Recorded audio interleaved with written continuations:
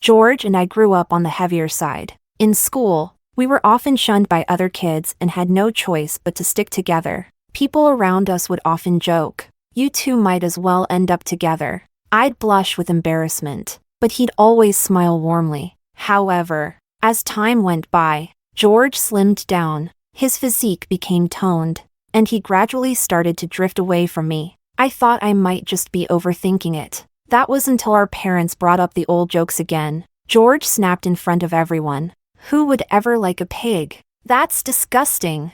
Chapter 1. George suddenly looked at me, his eyes glaring with anger. I was in the middle of cracking a crab. George loved crab but didn't have the patience to shell it, so he'd always get frustrated halfway through. So, I quietly watched tutorial videos online to learn how to shell crab. Since then, every time we had crab, I'd prepare a full bowl of crab meat for him, so all he had to do was move his hand and put it in his mouth. But at that moment, I paused, looking up at him in confusion, unsure why he was suddenly so upset. Everything had been fine a moment ago, with both families sitting together, chatting over dinner, the atmosphere relaxed and pleasant. Then, his mom saw me cracking the crab and chuckled. "Olivia is so considerate. George, you'll be in good hands one day." Before the words had even settled, George shot up from his seat and burst out, "Who would ever like a pig? That's disgusting."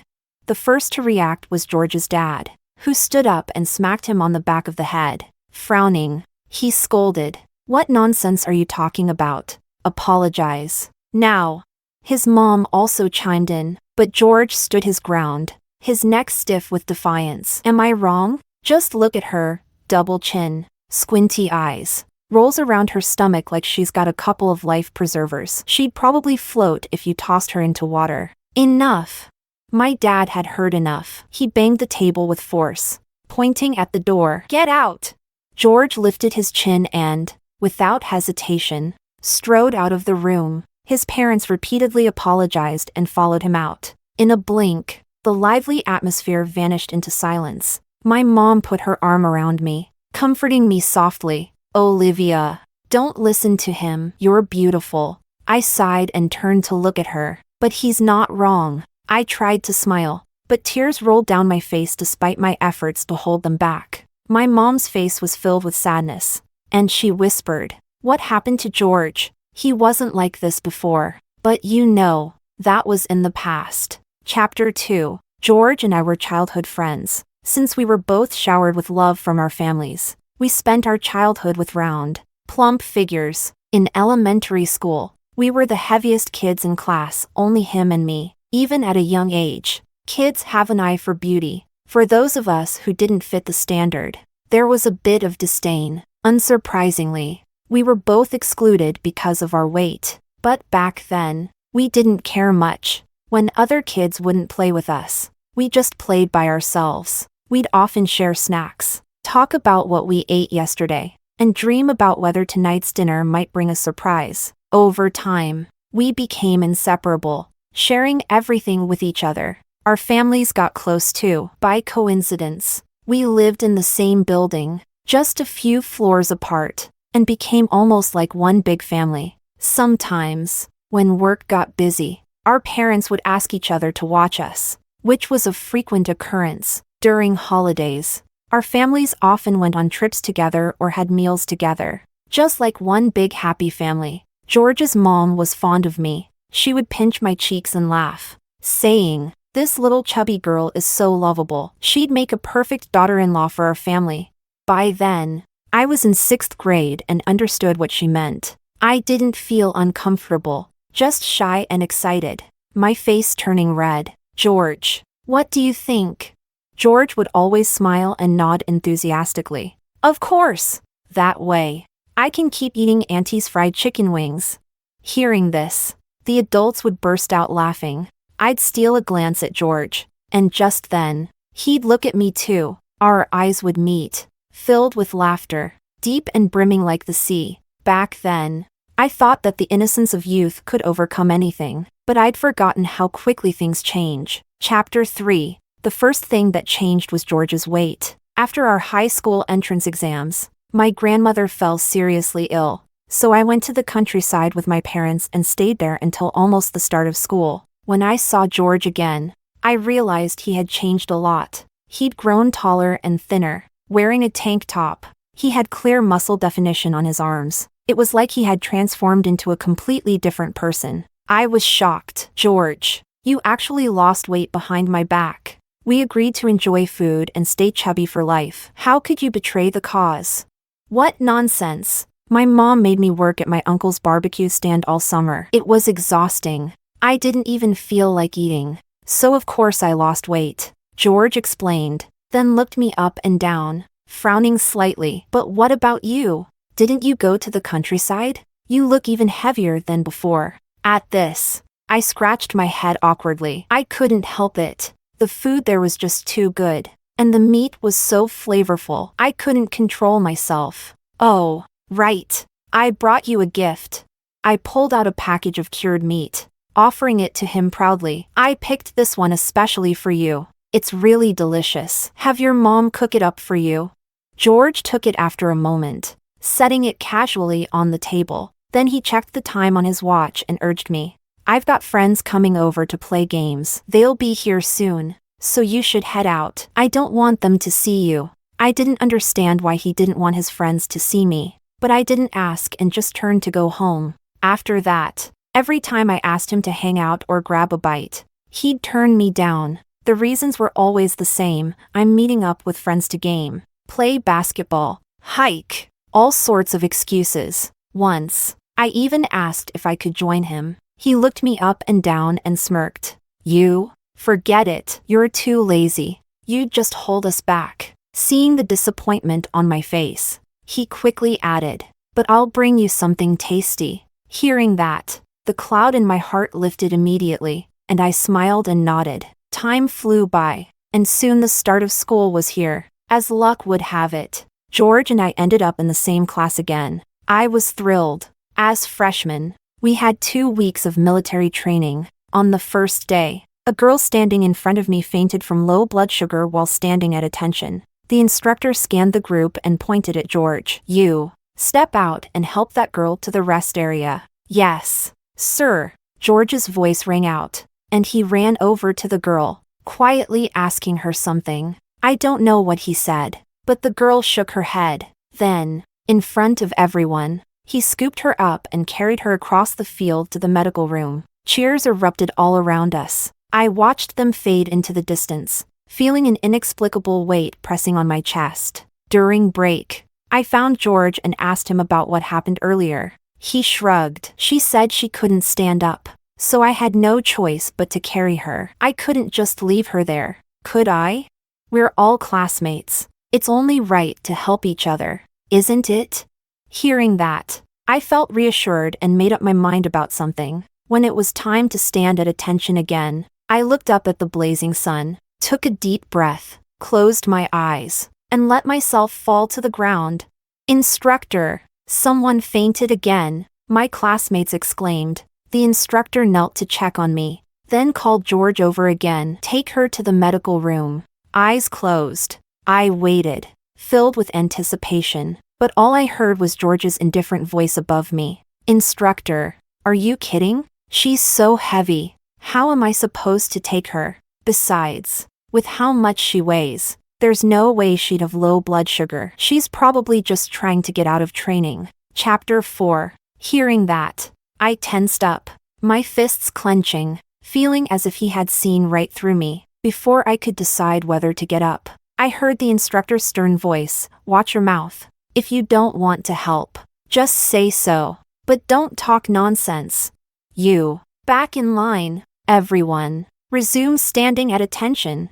After that, the instructor leaned down, helped me up, and walked me to the shade. "There's no one here. You don't have to pretend anymore." The tension melted away, and I finally opened my eyes, looking at the instructor. Standing up straight, I bowed my head. "Sorry, Instructor." He watched me for a long time, long enough for my guilt and nervousness to take hold again. Finally, he spoke. "Since this is your first offense, and you admitted your mistake, I won't report you. But after training ends this afternoon, Run 2 laps around the field. Yes, sir, I responded eagerly, relief spreading through me. There are only 5 minutes until break, so you don't have to hurry back. Just rest here for a while. Yes, sir.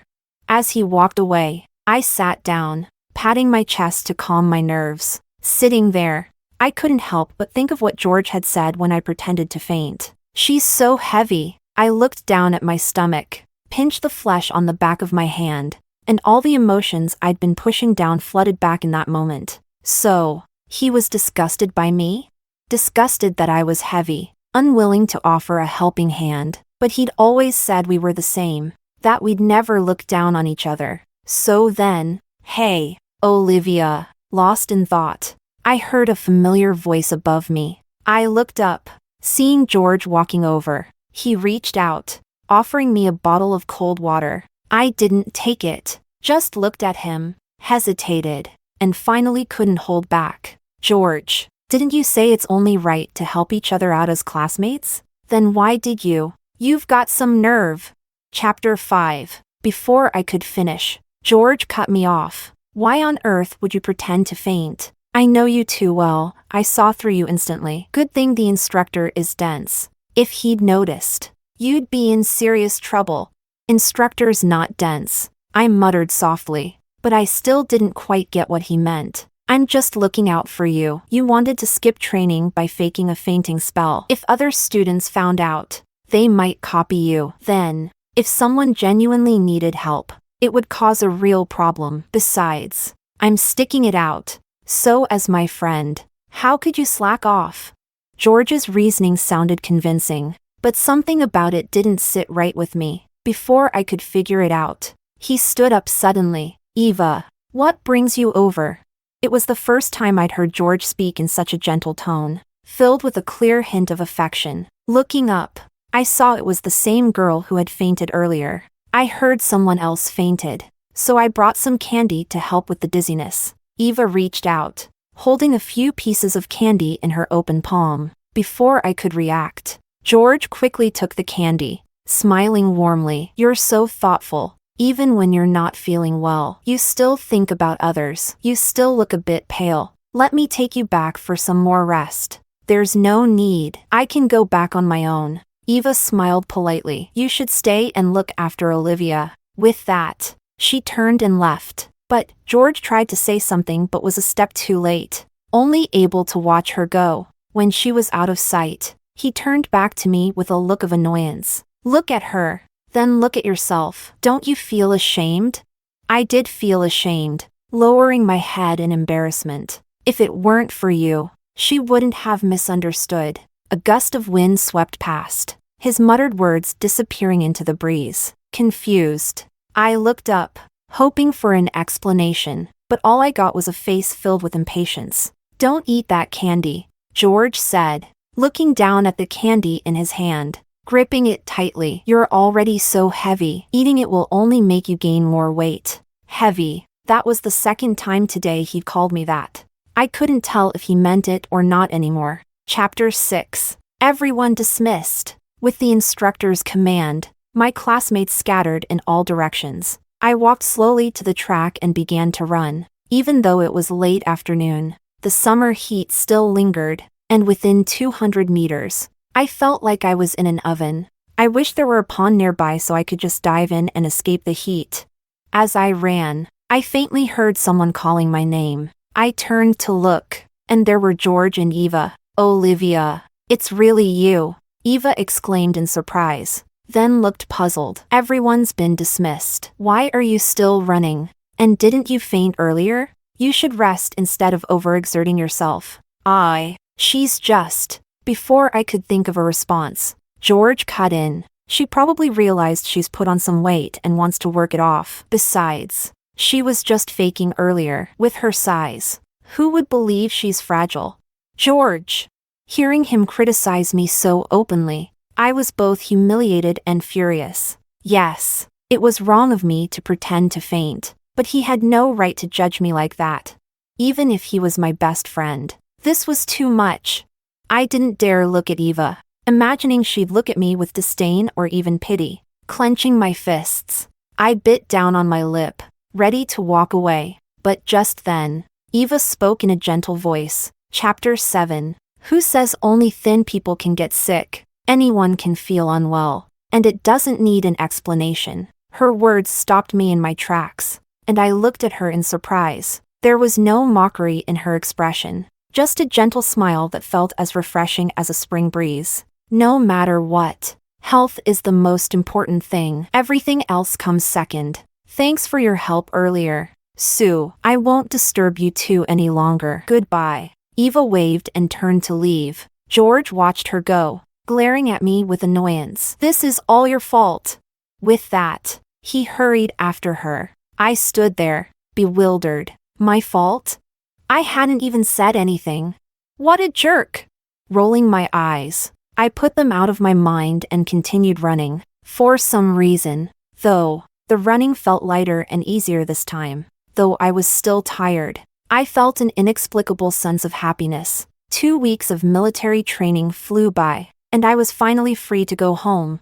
When I stepped inside, I was greeted by the aroma of food. Looking over, I saw the table full of my favorite dishes. Seeing me, my mom called out, "Go change and wash up. George's family will be here soon." Okay.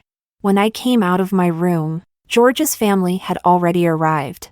I greeted him with a smile, but he only gave me a quick glance before looking back at his phone. I leaned over, curious about what he was playing, but he noticed and immediately locked his screen. He glared at me. "Who said you could look?"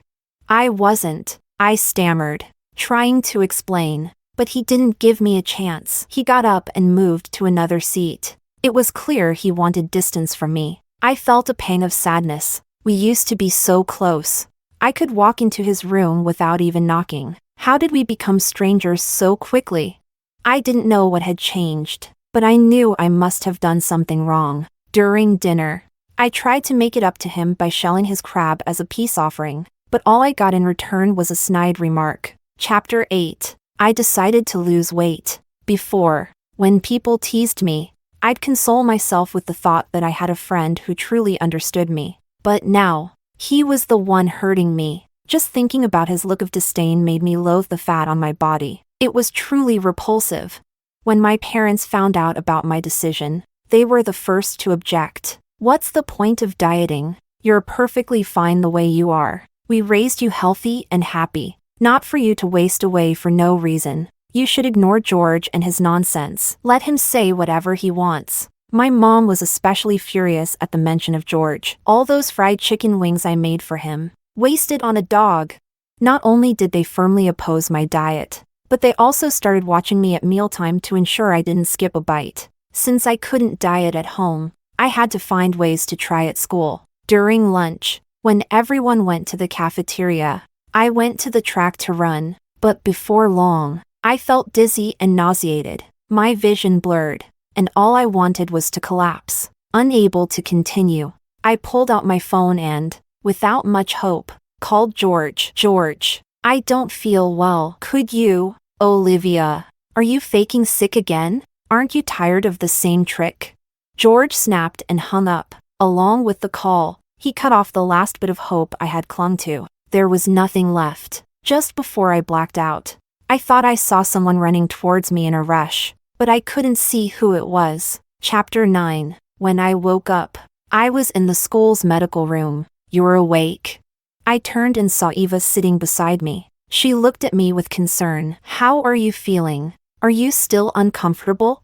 I shook my head. "The doctor said you had heat stroke. Just rest for a while, and you'll be fine. It's best not to go out to the track during midday in such hot weather." "How did you?" "I happened to be passing by and saw you fainted on the ground, so I got someone to help bring you here." Eva winked at me with a playful smile. "After all, I'm a bit of an expert at fainting. I know exactly what to do." Her words made me smile too. I thanked her sincerely. "Thank you so much. If it weren't for you, I'd probably still be lying out there." "No need to thank me. We're classmates. Helping each other is just what we're supposed to do." Hearing the familiar phrase, I felt a pang of disbelief. Helping each other is supposed to be normal? Then why did a near stranger help me without hesitation? while the person I thought was my closest friend ignored my call for help. Feelings are truly difficult to understand, but I am curious. What were you doing out on the track in the middle of the day? Embarrassed. I didn't want to reveal my reason, but since she just helped me, I didn't want to lie. I mumbled that I was trying to lose weight. So, you skipped lunch to go running? Eva's eyes widened in shock. No wonder you got heat stroke. This way of losing weight is dangerous. It could ruin your health. I don't care. I'd rather be weak than be the fat girl everyone looks down on. How can you think like that? Her sudden outburst startled me, pulling me out of my self-pity. I stared at her, unsure of what to say. Chapter 10. Do you know how much I envy you? Eva sighed, extending her hand. Her wrist was slender, her skin pale, her veins visible. My health has always been poor. I can't do much physically, and in gym class, I have to sit on the sidelines while everyone else has fun. I can't even go on school trips because of the risks. I begged to be part of military training this year. Not because I want special treatment, but because I just want to be like everyone else. But my body failed me. When George said you were faking, I felt relieved because that meant you weren't really sick. You're still healthy. You might see yourself as fat, but to me, you're not. Maybe a little chubby, but definitely within the range of healthy. Who says thin is the only way to be beautiful? There's no one definition of beauty. And right now, we're in high school. Academics are demanding enough. If you start obsessing over dieting, you'll lose focus, weaken your body, and fall behind in your studies. Wouldn't you regret throwing away your future for some idea of beauty?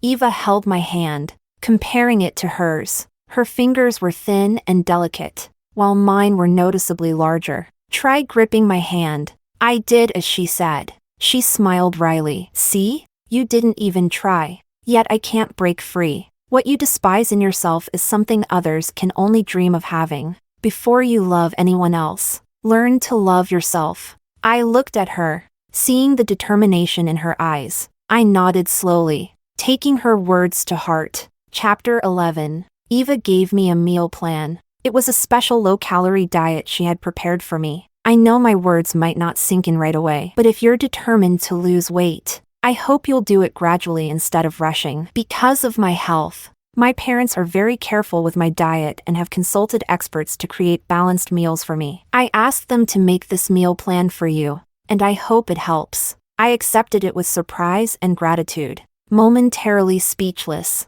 Just then, George walked over. Overhearing our conversation, he sneered. Olivia, you, trying to lose weight? Start by controlling your cravings first. If you can give up snacks and milk tea, I'll actually respect you. Anger flared up, but I held back. The other day, I fainted on the track and called you for help. You hung up. And in the end, Eva was the one who brought me here. Don't you have anything to say about that? I expected at least a hint of remorse from him, but his reaction was even worse than I could have imagined. Eva took you to the medical room? George's eyes widened, both shocked and angry. Olivia, are you crazy? You know how heavy you are. What if Eva got hurt? How could you even ask her for help? He then turned to Eva with concern. Are you okay? Eva, are you hurt? I nearly laughed out loud. I felt ridiculous for ever having feelings for him. Eva looked confused. Aren't you two friends? Olivia fainted.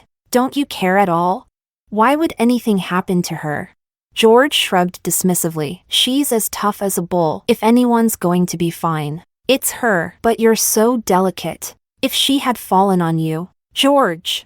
Eva's face turned cold, the gentleness gone, replaced by a stern look I had never seen before. Please respect Olivia and stop using her weight to insult her. Can you do that? Seeing Eva's irritation, George panicked and tried to explain, but Eva didn't give him a chance and walked back to her seat. Watching George standing there, bewildered, I felt an inexplicable sense of satisfaction. This is exactly what he deserves. Serves him right. Chapter 12. I decided to cut George out of my life, permanently, but to my surprise, he suddenly started trying to cozy up to me again. He'd bring me breakfast, buy me milk tea, and even stuff my desk full of snacks. It was bewildering. The next time he placed a milk tea on my desk, I called him out. What do you want, George? Just say it. Nothing. Just treating my good friend to milk tea. Good friend? I raised an eyebrow at him. A good friend who ignores a call for help. A good friend who insults and mocks. George, do you even understand what a friend is? George's face flushed. His expression awkward. He looked around, then leaned in close and lowered his voice. Olivia, I know I was wrong before. I'll apologize. We've known each other for so long. Can you just let it go? I can let it go. But what then? If you're over it, then help me explain things to Eva. Tell her I ignored you because I thought you were faking it. Normally, I'm very caring towards you. He frowned, looking troubled. She's been so distant lately, probably because she's still upset about the last time. It's all because of you, so you should talk to her and clear things up. So that was his real reason. If Eva hadn't distanced herself, he wouldn't have apologized to me in a million years. He didn't think he was wrong. He only cared about Eva's opinion. So, you like Eva? George didn't deny it. Of course. She's beautiful, slim, and has such a gentle temperament. Who wouldn't like her? You're right. I nodded, gave him a small smile, then asked him seriously. So what makes you think you deserve her? Chapter 13. George froze, not understanding what I meant. What did you say? I repeated calmly. Eva is amazing in every way. So, tell me, what makes you think you deserve her? Is it your complete lack of emotional intelligence, those so-called muscles, or that mouth of yours that only seems fit for swallowing flies? Liking someone isn't just about their looks. You need to look at yourself too. Olivia, are you crazy? George, flustered and angry, almost started shouting, but I felt a satisfaction rising within me. A liberating thrill that made me want to laugh out loud. Why should he get to insult and mock me without me fighting back? I'm not his caretaker. I don't owe him any tolerance.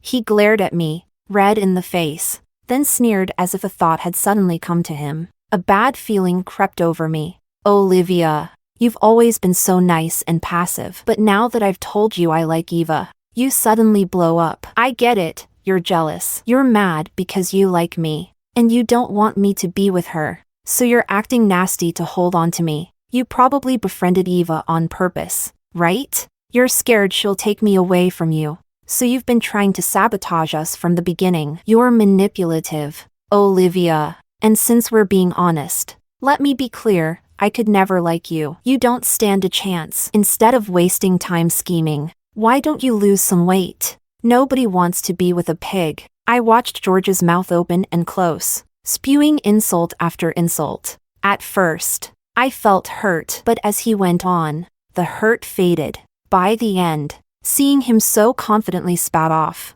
thinking he'd exposed some hidden truth, I found him pathetic. You're safe, George. If I ever liked you, I'd be a dog. With that, I picked up my milk tea and threw it at him. As he stood there, drenched, looking both ridiculous and furious, I smiled. Get lost. And don't make me sick again. Fine. Olivia, don't come crying to me later. He stormed off, leaving behind an empty threat. Crying? No, I wouldn't cry. I was already looking forward to better days. Chapter 14. I completely cut George out of my life. We ignored each other at school, avoided any situation that might force us together, and no longer shared meals when our families gathered. My parents already disliked him after what happened, and now that we'd broken ties, they didn't try to bridge the gap between our families. Before long, what had once been two close-knit families were strangers. I didn't mind and moved on with my life.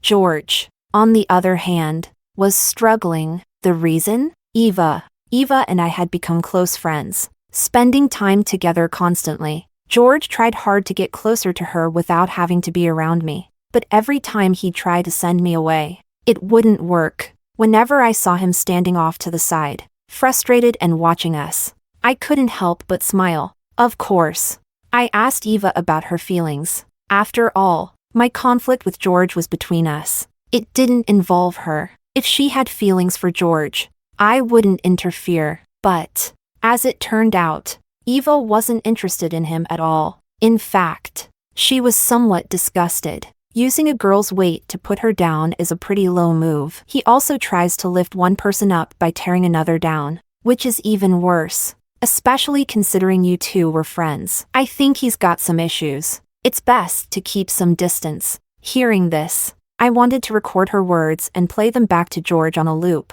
Let him see how his actions had backfired. Chapter 15. With a sense of kindness, I managed to convey Eva's thoughts to George. I hoped he'd give up and move on, mainly because I was tired of him lurking around like some shadow, giving me chills every time I felt his gaze. Maybe he finally got the message. As he eventually stopped hovering around, I felt liberated, free at last. But soon after, rumors about me began to circulate around school. A post popped up on the school's forum, saying I had some kind of mental disorder and that I stayed overweight to cater to people with certain tastes. Not long after, some explicit photos appeared, provocative poses with a blurred face. But the body looked strikingly like mine. Even a scar on the thigh matched mine closely. Whispers and strange glances followed me wherever I went, as if I were on display, an object of ridicule. Fed up, I went to the teacher for help. Leaving the office, I spotted George standing in front of Eva. Seeing me, he smirked, then stepped forward. Olivia, I never imagined you were like this. All these years, I've been so blind. If you can't respect yourself, at least don't drag others down with you. Stay away from Eva. If you bring her into this, I won't forgive you. Watching the smug look he tried to hold back, I smirked. Oh, really? You say I don't respect myself. Do you have any proof?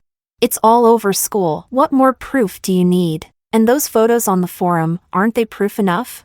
Photos can be edited. How can you be sure that's me? I stepped closer, my gaze fixed on him. Let me remind you, if you can't prove those photos are real, it's defamation. If you can, it's a crime of distributing obscene material. Neither is a good look. George's smug smile vanished as he started to falter, his voice unsteady. Why are you telling me this? It's not like I posted them. Nothing. Just chatting. I shrugged casually. But if I were that person, I'd delete them quickly. With today's technology, it's easy to track the source, and it'll be ugly when it's exposed. The teacher said she'd investigate, so I hope we get answers before any posts disappear. I sighed, looking off in feigned contemplation. George's brow furrowed as he turned and hurried away. Once he left, Eva came over, whispering, I suspect. No need to. It's him. Seeing my certainty, Eva was puzzled. Did you find evidence? I shook my head. Not yet. But his reaction was enough. And he's one of the few who knows about that scar on my thigh. We grew up together. He saw it. He knows exactly what it looks like. If that scar hadn't appeared in the photos, I might not have been so sure. But this time, he'd let his own trap betray him. Chapter 16. George thought that deleting those posts and photos would make everything disappear, as if nothing had ever happened. But he was too naive. There was one thing I hadn't told him. I had gone to the police. Before talking to the teacher, my parents and I had already filed a police report. Talking to the teacher was just for George's benefit, to make him think it was merely a school matter. The cybercrime officers tracked down the source quickly. When the police showed up, George was at home browsing for ways to ruin my reputation even further. But before he could find anything, he was taken away. The evidence was conclusive, and since he was already 16, the school board decided to expel him. Before leaving, he was required to apologize publicly to the entire student body, clearing my name. George's parents came by multiple times to apologize, hoping for forgiveness, but my parents wouldn't even let them in. What he did before was just childish ignorance. But this is rotten to the core. People like him are a bad omen. I don't want them in our home. I worried that my mom would make herself sick with anger and tried to comfort her. Chapter 17. The next time I saw George was at my wedding. I had gotten into my dream university, graduated successfully, found a job I loved, and met the man I wanted to spend my life with. We'd set a date and send invitations to family and friends. On the wedding day, after the ceremony, I went back to the dressing room to change into my reception dress. When I opened the door, someone was standing there. For a moment, I didn't recognize him. George?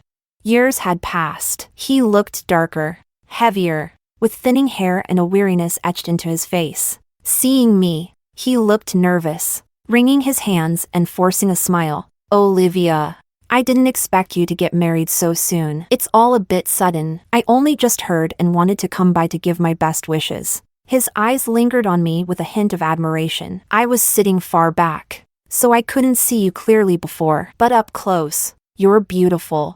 Really, you've grown so graceful. Really? Weren't you the one who called me a pig? Said I was disgusting?" I shot back without mercy. "I haven't lost any weight. You know, I'm still basically the same. Make sure you're not mistaken." No, I was just young back then. Didn't know how to appreciate it." He waved his hands, eyes still hungrily drinking in the sight of me. "I saw your husband. You know, he kind of looks like me. So maybe you haven't quite let go of me?"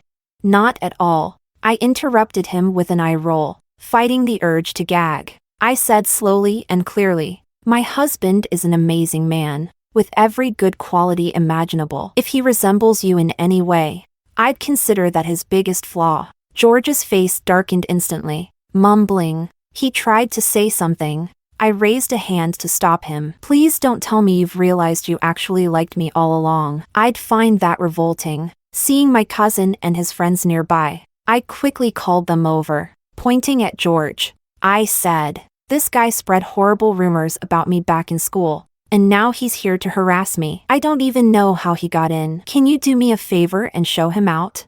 My cousin and his friends, in that fierce phase of standing up to anything unjust, were more than happy to help. They immediately grabbed George, stuffing a napkin into his mouth and carrying him out. As soon as he was gone, Eva came over, curious. "What happened?" "I heard some noise." "Nothing, just a dog that wandered in, and my cousin chased him out." "A dog?